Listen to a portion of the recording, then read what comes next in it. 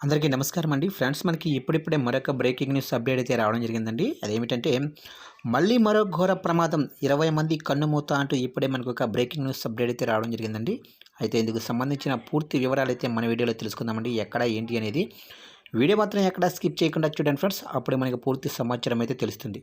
ఇక లేట్ చేయకుండా వివరాల్లోకి వెళ్ళిపోదాము. ఇక గాజాపై మంగళవారం ఇజ్రాయెల్ దాడిలో కనీసం 20 మంది ప్రాణాలు కోల్పోయారు.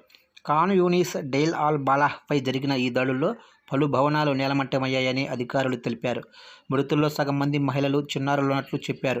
ఇక టూల్కారేంలోని నూర్ షామ్స్ శరణార్థి శిబిరాలపై దాడుల్లో 5గురు చనిపోయారు. ఇజ్రాయెల్ ఆంక్షలతో గాజాలో 10 లక్షల మందికి నెల రోజులుగా కనీస సాయం కూడా అందటం లేదని ఐరాస తెలిపింది. ఇక హమాస్ చెరలో ఉన్న తమ పౌరుడిని మంగళవారం ఇజ్రాయెల్ ఆర్మీ కాపాడింది. గత ఏడాది అక్టోబర్ 7న గాజా సరిహద్దుల సమీపంలోని ఇజ్రాయెల్ భూభాగంపై హమాస్ మిలిటెంట్లు దాడి చేసి 1200 మందిని చంపటం, 250 మందిని బందీలుగా పట్టుకోవడం తెలిసిందే. వారిలో క్వాయిద్ ఫర్హాన్ అల్ ఖైదీ అనే వ్యక్తిని గాజా కాపాడినట్లు ఇజ్రాయెల్ ఆర్మీ తెలిపింది. హమాస్ చెర నుంచి ఇజ్రాయెల్ ఇప్పటి వరకు 8 మందిని కాపాడింది. ఇంకా 110 మంది బందీలుగా ఉన్నట్లు భావిస్తున్నారు.